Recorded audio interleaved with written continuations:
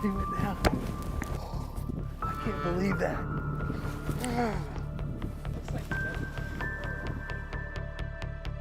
Yes.